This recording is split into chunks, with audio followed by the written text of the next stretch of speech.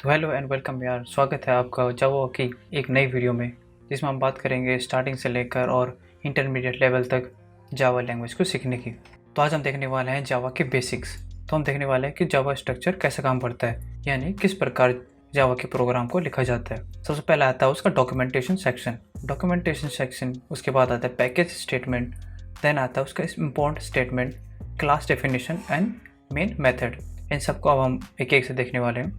Documentation section, जो documentation section होती है उसमें हम ऑथर का नाम यानी जिसने वो प्रोग्राम लिखा है, डेट ऑफ क्रिएशन यानी जब वो बनाया गया था उसका वर्जन, प्रोग्राम का वर्जन क्या है और प्रोग्राम का नाम क्या है या और उसका डिस्क्रिप्शन क्या है, ये सब हम एक कमेंट के फॉर्म में लिखते हैं। अब आपको नहीं पता ये कमेंट क्या होता है, तो कमेंट कुछ ऐसे लाइंस ऑफ कोड होते हैं जिन्हें कि हमारा जो कंपाइलर है यानी जो कोड को बाइनरी कोड में कन्वर्ट करता है वो एग्जीक्यूट नहीं करता। यानी अगर हम नॉर्मली कोड लिखें तो उससे वो एग्जीक्यूट करता है, पर अगर वो कमेंटेड कोड है तो उन्हें वो एग्जीक्यूट नहीं करेगा। तो लिखने के क्या क्या तरीके ये सब हम बाद में देखेंगे जब हम कमेंट के बारे में देखेंगे।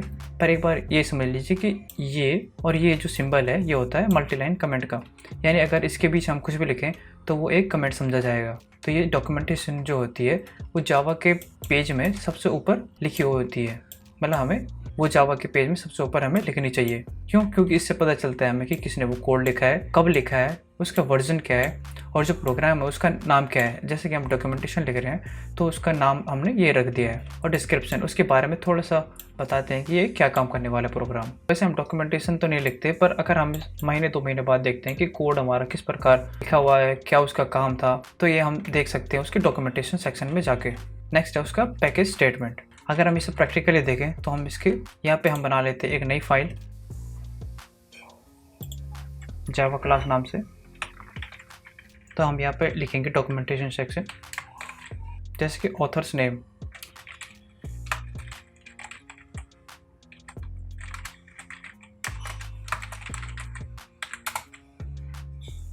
Date,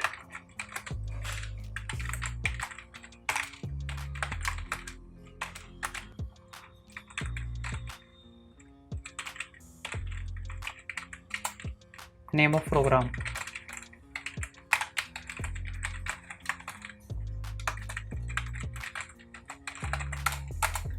version,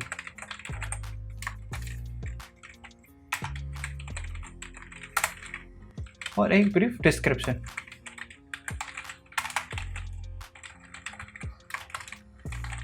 this is the documentation section in Java language.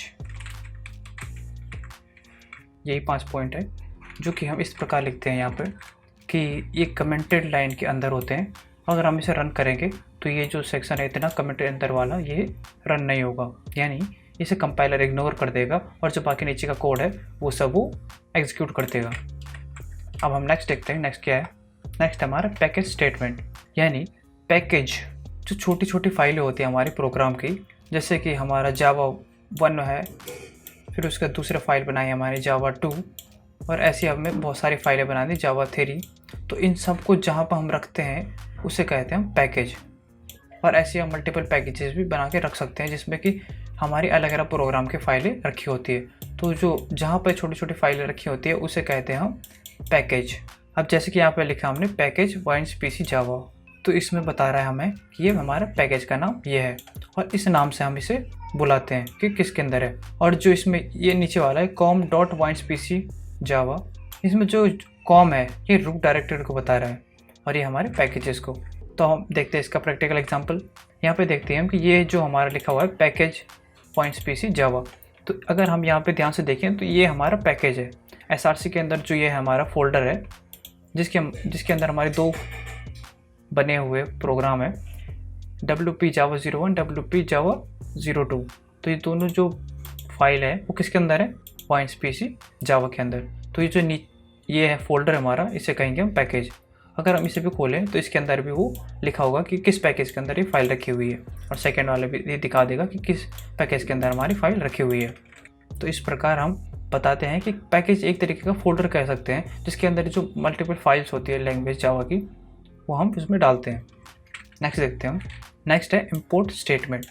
Import क्या होता है कि कुछ ऐसे प्री डिफाइंड क्लासेस होती हैं या फिर इंटरफेसेस होते हैं जिन्हें हम अपने कोड में इस्तेमाल करना चाहते हैं। यानी कुछ कोड डेवलपर द्वारा पहले ही लिखा होता है, तो हम क्या करते हैं कि बस उसे इंपोर्ट करते हैं और इस्तेमाल करना शुरू कर देते हैं, जो कि किसी दूसरे पैकेज में लिखा होता है। तो हम वहाँ से उसे इंपोर्ट स्टेटमेंट की हेल्प से वहाँ पे बुलाते हैं और इस्तेमाल करते हैं। जैसे ये पहली लाइन है, इसमें क्या कह रहा है कि इंपोर्ट जावा यूटिल्स स्कैनर। तो इसमें जो स्कैनर जो है वो एक क्लास का नाम है। स्कैनर क्लास कर रहे हैं हम कहाँ से, इस पैकेज से। और अगर हम नीचे वाले लाइन को देखें तो इसमें भी इंपोर्ट कर रहा है, पर किसको, इसमें देखा है स्टार का साइन। इसका मतलब है कि जावा यूटिल में जो भी क्लासेस हैं सबकी सब क्लासेस को इंपोर्ट कर दिया जाए। यानी इसमें all the classes are imported. अगर हम ऑल लगा दें तो इसका मतलब कि सबकी सब क्लासेस हम यूज़ कर सकते हैं, पर ऊपर वाले का मतलब है कि हम सिर्फ स्कैनर क्लास यूज़ कर सकते हैं। तो इसका भी हम प्रैक्टिकल एग्जांपल देखते हैं। अगर हमें यहाँ पे स्कैनर क्लास यूज़ करनी है तो हमें लिखना होगा स्कैनर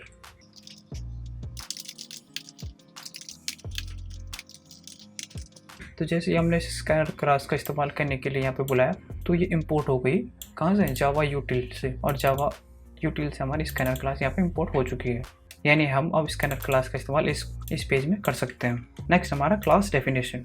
क्लास डेफिनेशन यानी क्लास जो होती है जावा में वो बहुत इंपॉर्टेंट रोल प्ले करती है। बिना जावा क्लास के हम कोई भी जावा का प्रोग्राम नहीं बना सकते, और कम से कम एक क्लास तो ज़रूर होनी चाहिए हर एक प्रोग्राम में।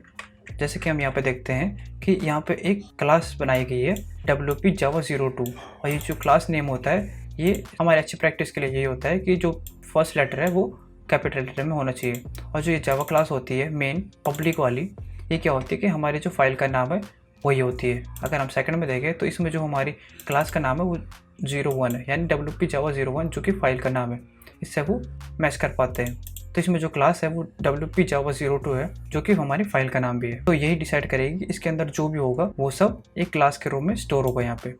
नेक्स्ट देखते हैं हम क्या है मेन मेथड। मेथड का मतलब होता है अगर आप किसी दूसरी लैंग्वेज से हैं जैसे कि जावास्क्रिप्ट, पाइथन, तो उसमें मेथड को मेथड नहीं बल्कि उसमें कहा जाता है फंक्शंस, उसमें हम उसे फंक्शन कहते हैं, और जावा में हम उन्हें कहते हैं मेथड। ये बहुत इंपॉर्टेंट पार्ट होता है। जो मेन मेथड होता है ये तो ज़रूरी होता है कि एक बार मेन फंक्शन तो उसमें डिक्लेयर होना ही चाहिए। अगर वो फंक्शन जो है वो पब्लिक स्टैटिक वॉइड है और वो मेन फंक्शन है तो इसका मतलब है कि उसके अंदर जो भी कोड लिखा होगा वही एग्जीक्यूट होगा, क्योंकि वो मेन मेथड है। बाहर कोई और फंक्शन लिखे हुए हैं हमने, तो हम अगर उन्हें भी यूज़ करना चाहते हैं तो उन्हें भी हम इसी के अंदर कॉल करना होगा।